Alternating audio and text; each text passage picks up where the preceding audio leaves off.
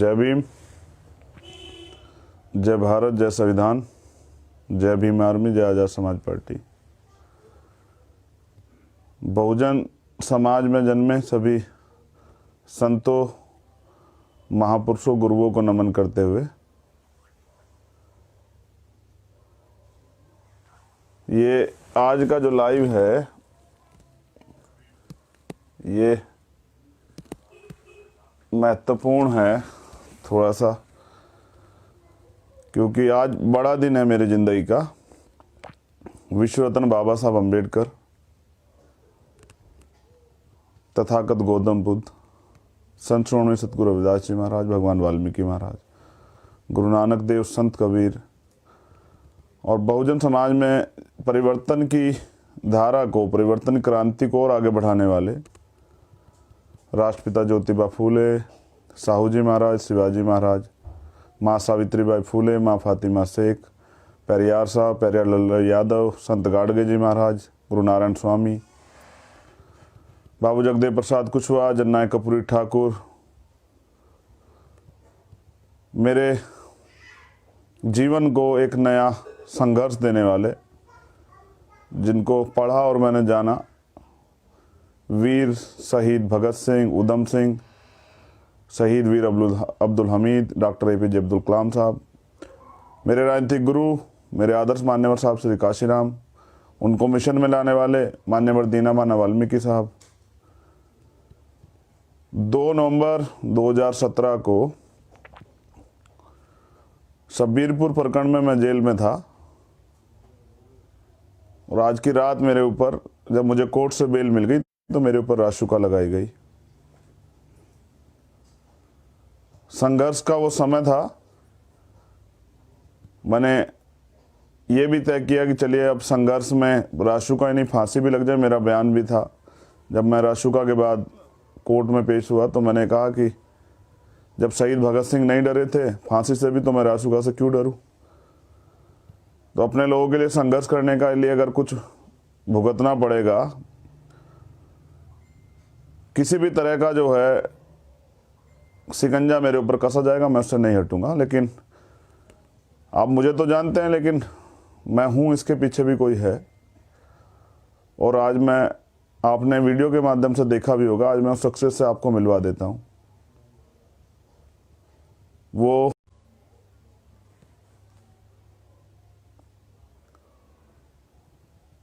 साथियों, जय भीम। मुझे लगता है कि लाइव किसी तरह से कट गया था। जैसा मैंने आपसे कहा कि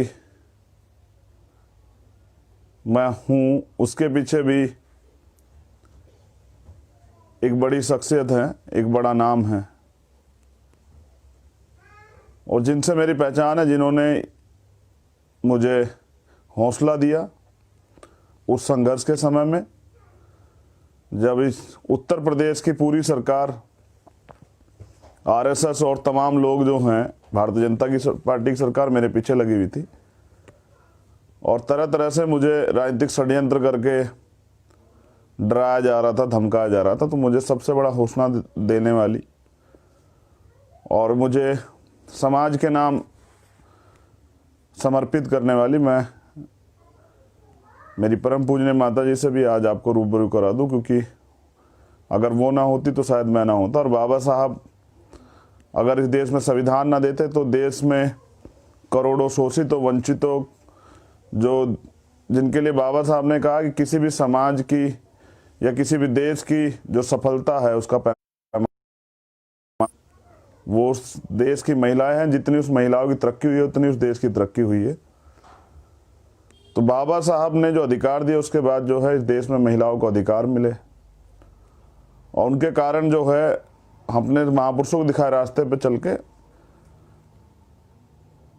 उस शख्सियत ने मुझे जो है समाज के लिए लड़ने का हौसला दिया। मैं उस शख्सियत से आपको रूबरू करा देता हूं, आ जाओ। अभी तक पुराने कुछ वीडियो में आपने इन्हें देखा होगा, पुराने कुछ मैसेजेस में आपने इन्हें देखा। जब मैं जेल में रहा तो तमाम मीडिया के लोग इनसे आते थे, इनकी बात पूछते थे इनको पूछते थे कि अगर कल कुछ हो जाएगा चंद्रशेखर को तो आप क्या करेंगी। तो ये मेरी परम पूजनीय माता जी हैं।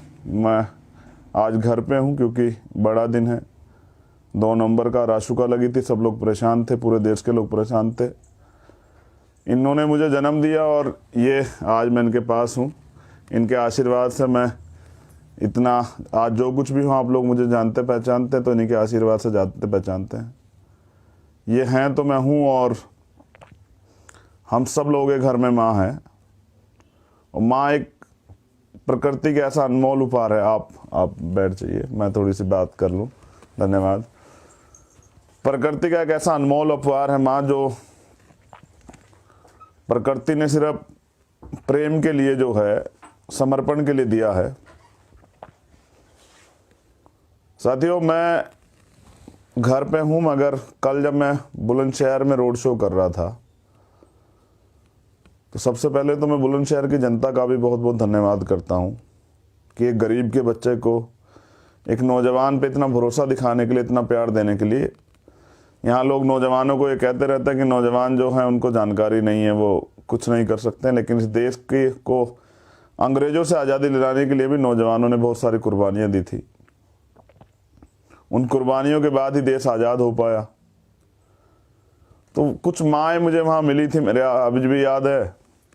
मैं घर आया तो इस बात को सोच रहा था कि मैं एक सामान्य परिवार से आता हूँ और संघर्ष के बदौलत आज मुझे आप जानते हैं।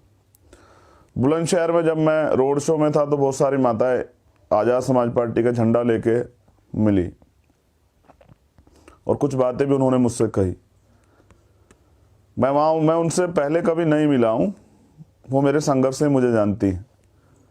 या फिर भीम आर्मी के तमाम जो नौजवान हैं, कार्यकर्ता हैं, आज़ाद समाज पार्टी जो कार्य, उनके संघर्ष से, उनकी मेहनत से, और वो जो मेरी संघर्ष की कहानी शायद उन्होंने हमारे परिवारों तक पहुंचाई, उससे मुझे वो जानती हैं। उनका एक अटूट विश्वास मुझे देखने को मिला, जिस विश्वास ने कल मुझे ताकत दी। मैं उन माताओं का, उन नौजवानों का, बुलंदशहर के तमाम सब लोगों का धन्यवाद देता हूं इस प्यार के लिए कि एक गरीब का बच्चा आप वहां पहुंचता है और उसको देखने के लिए आप फूल मालाएं लेके स्वागत में खड़े होते हैं। ये ताकत जो है लोकतंत्र ने दी है, ये ताकत संविधान ने दी है। हम दलितों को कौन अधिकार देता था इस देश में, जहां खुले आसमान के नीचे चलने की आज़ादी नहीं थी, जहां सार्वजनिक रूप से घूमने की आज़ादी नहीं थी, वहां बाबा साहब ने अपने जीवन संघर्ष से इतना बड़ा तोहफा हमें दिया।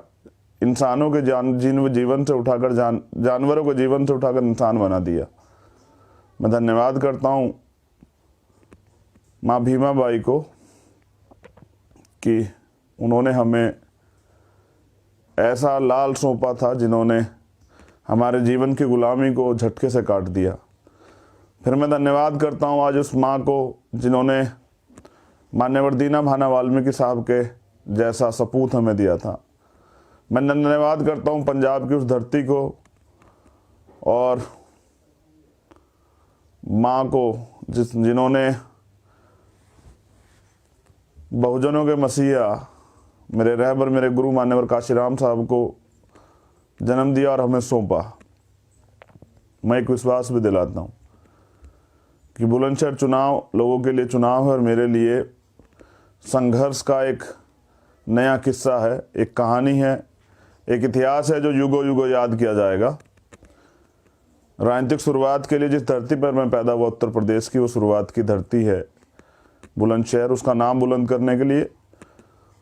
और हमने एक मॉडल भी बनाया है कि बुलंदशहर में अभी चुनाव में 1.5 साल बाकी है, मेन चुनाव में 2022 के, तो ये विधानसभा का प्यार अगर हमें मिलता है, जनता में आशीर्वाद देती है हमारे प्रत्याशी को जिसका ऑटो का निशान है, तो हम लोग वहाँ एक मॉडल बनाएंगे कि किस तरह से जो है मान्यवर काशीराम साहब के दिखाए सिद्धांतों पर, बाबा साहब के दिखाए आदर्शों पर चल के एक बुलंदशहर सदर विधानसभा को हम लोग उत्तर प्रदेश की सबसे नंबर 1 विधानसभा अगले 6 महीने में बनाने का काम करेंगे। वहाँ अच्छे स्कूल सुचारू रूप से जो चल रहे हैं, उनमें अच्छी सुविधाएं बच्चों के पढ़ने के लिए, क्योंकि बाबा साहब ने कहा ना कि एक रोटी कम खाना, अपने बच्चों को जरूर पढ़ाना, शिक्षा श्रेणी का वो दूध है जो पिएगा वो दहाड़ेगा। तो वहाँ स्कूलों को सुचारू रूप से चलाने के लिए जो षड्यंत्र हुआ है कि पढ़ाई ख़त्म की गई है सरकारी स्कूलों में, उस पर हम लोग काम करेंगे। हम लोग काम करेंगे अस्पतालों में जहां अच्छा इलाज ना मिलने के कारण बहुत सारे लोगों की जान चली जाती है। अमीर लोग तो इलाज करा लेते हैं, गरीब लोग कहाँ जाएंगे भाई? तो उस पर हम लोग काम करेंगे। नौजवानों के लिए रोज़गार के लिए हम लोग काम करेंगे। नौजवानों के लिए फ्री कोचिंग सेंटर के लिए हम लोग काम करेंगे। वहाँ जो क्राइम है उस पर हम लोग काम करेंगे। जो घूसखोरी चल रही है पूरे प्रदेश में उस पर हम काम करेंगे। किसानों की जो समस्या है उसको हम विधानसभा स्तर पर जो है बड़े पैमाने पर उठाएंगे। किसान एक फसल तैयार करता है, प्रकृति की मार भी हो जाती है, लेकिन और भी समस्याएं हैं, उसकी दाम भी उसे नहीं मिलता, जिसके लिए उसका पूरा परिवार जो है मेहनत करता है। किसानों के बच्चे ज़्यादा फौज में हैं, वो लोग फौज पे देश की सेवा करता है। किसान देश का अन्नदाता है, देश की रीढ़ है, वो देश के अंदर अन्न पैदा करता है, जिस अन्न से जो है हमारा पोषण होता है सभी लोगों का। तो ये आदर्श जो हैं, इन आदर्शों को और धन बल की राजनीति, छल बल की राजनीति खत्म करके, माफियागिरी, गुंडागर्दी की राजनीति खत्म करके जनता की सुनवाई हो, छोटे छोटे सेंटर खोल के जिस तरह से षड्यंत्र होके या अत्याचार होते हैं तो जनता को बाहर नहीं जाना पड़ेगा। जनता के लिए वहीं पे जो है हमारे सेंटर रहेंगे, उनकी वहाँ एप्लीकेशनें जो हैं उनकी सुनवाई होगी, उनको जो उच्च अधिकारी है उनको सूचित किया जाएगा, उनको न्याय दिलाया जाएगा। तो जो हम बेहतर करना चाहते हैं, जिसके लिए मौके की हमें तलाश है, वो बुलंदशहर में है। ऐसे हम लोग तो दोबारा से पहले मैं बुलंदशहर की जनता का धन्यवाद कर दूं, और मैं ये भी चाहूँगा कि कल वो अपना आशीर्वाद आज़ाद समाज पार्टी के जो पहले उम्मीदवार हैं उत्तर प्रदेश के अंदर, हाजी आमीन साहब, उनको दें। उनके ऑटो के निशान पर बैलेट का बटन दबा के जो है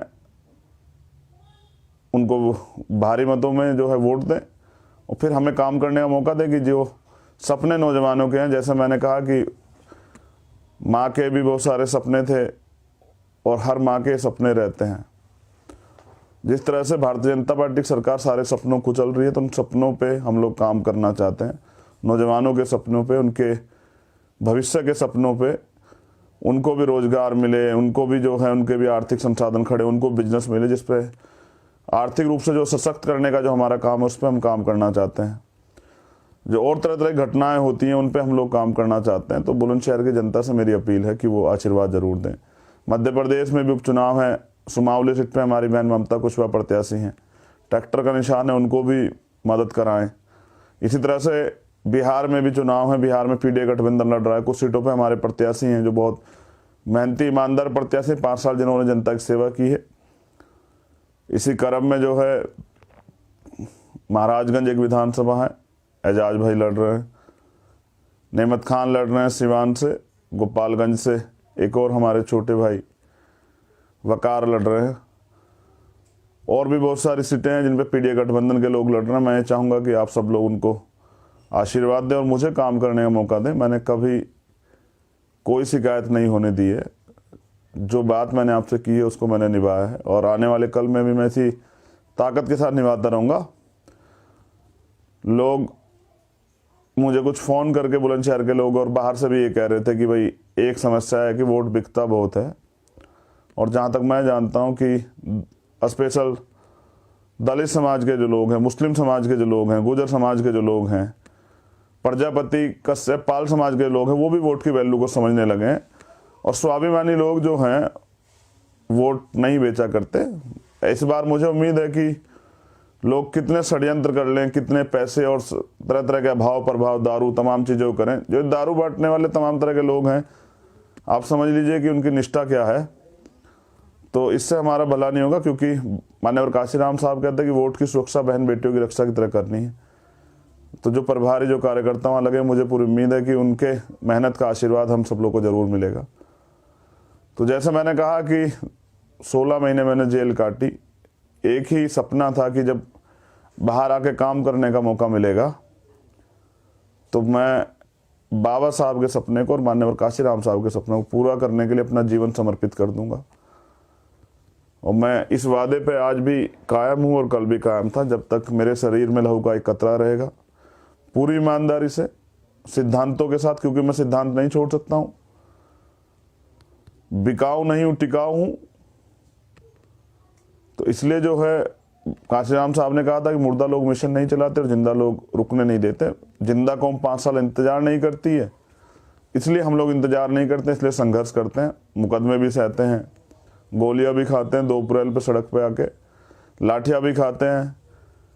देखिए कुछ लोग तरह तरह की जो हैं परेशानियों में हैं, लेकिन वो ये जान लें कि जब काशीराम साहब ये कहते थे कि जब आप संसद में या किसी भी सदन में बहुमत में ना हो, विधानसभा बहुमत में, तो आप सड़क पे बहुमत में रहना। और ये जो सरकारें हैं, ये सरकारें वही सरकारें हैं जो लोकतंत्र को मानती नहीं है। सड़क पे अगर आप अपने हक अधिकार के लिए आते हैं तो ये लाठियां चलाती हैं, ये मुकदमे करते हैं, झूठे गोलियां चलाती हैं। और ऐसा हमने CNPR NRC में भी देखा था, जब उत्तर प्रदेश में मुस्लिम भाई जो हैं आए थे सड़कों पे, तब भी हमने देखा था। जब हमारी बहनें जो है CNPR NRC पे आंदोलन कर रही थी, पूरे उत्तर प्रदेश के अंदर कोई राजनीतिक पार्टी उनके साथ खड़े होने वाली नहीं थी, उन्होंने अपनी लड़ाई स्वयं लड़ी। और उत्तर प्रदेश के मुख्यमंत्री का एक शर्मनाक बयान घर में घुस गए, लेकिन अपनी महिलाओं को सड़क पर बिठा दिया है। मैं ये कहना चाहता हूं कि वो मेरी माताएं बहनें तो लोकतंत्र की सुरक्षा के लिए, संविधान की सुरक्षा के लिए सड़क पे आई थी, लेकिन विश्वास कीजिए कि इस गुंडागर्दी का, ये जो गुंडागर्दी उत्तर प्रदेश में चल रही है, जिसमें कोई महिला सुरक्षित नहीं है, कोई किसी समाज की कोई बहन जो है सुरक्षित नहीं है, महिला आधी रात में घूम नहीं सकती हैं, उस गुंडागर्दी का भी अंत होगा। और ये अंत जो है बाबा साहब के बच्चे करेंगे, क्योंकि माननीय काशीराम साहब ने कहा था कि बाबा साहब के बच्चों के बिना इस देश का शासन नहीं चलने दूंगा। मैंने तो शुरुआत की है। और जो नौजवानों में जोश मैंने देखा था पूरे देश में, मैं मध्य प्रदेश जहाँ भी जाता हूँ जो जोश देखता हूँ, मैं उनके जोश और उनके हौसले के बदौलत ये कहना चाहता हूँ, भरोसे पे कहना चाहता हूँ कि आने वाला कल बाबा साहब का होगा। इस देश में शोषित वंचित समाज के लोगों को उनके हक अधिकार मिलेंगे और किसी को भी असुरक्षा की भावना नहीं रहेगी। तो मेरी बहुत बहुत मंगल कामनाएं। ये आशीर्वाद प्यार देने के लिए बहुत बहुत धन्यवाद। अपना प्यार और आशीर्वाद बनाने ऐसे बना के रखिए और मौका दीजिए नौजवानों को, अपने भाई को मौका दीजिए। और फिर आप देखिए कि किस तरह से इस देश में परिवर्तन की लहर चलेगी, एकता का राज चलेगा, सारा बहुजन साथ चलेगा। आज़ाद समाज पार्टी हर कमज़ोर की आवाज़ बनेगी, हर नौजवान की आवाज़ बनेगी, हर माता बहनें की आवाज़ बनेगी, हर बुजुर्ग की आवाज़ बनेगी। जो लोग देख नहीं सकते उनकी लाठी बनेगी, जो चल नहीं सकते उनकी लाठी बनेगी, हर एक शोषित वंचित की आवाज़ बनेगी। इतनी ताकत लोकतंत्र से हम लोग इकट्ठा करेंगे। मेरी बहुत बहुत मंगल कामनाएं। जय भीम, जय भारत, जय संविधान। कल अपने मत का प्रयोग करें। और मैं नौजवानों से जो वॉलंटियर वहाँ लगे हैं सभी जगह उनसे कहना चाहता हूँ, EVM पे ज़रा ध्यान रखें। वोट की सुरक्षा जो है आपको जरूर करनी पड़ेगी। आपने वोट भी तैयार किया और वोट जो है चोरी हो जाए उसका भी ख्याल रखना है। बूथ कैप्चरिंग भी कई जगह होती है। भीम आर्मी के लोग तैयार रहें, प्रशासन को तुरंत सूचना दें। कहीं भी कोई भी हमारी वोटों को छलने का काम अगर करता है तो आप मुझे भी सूचना दें और अपने संघर्ष को आगे बढ़ाएं। जय भीम, जय भारत।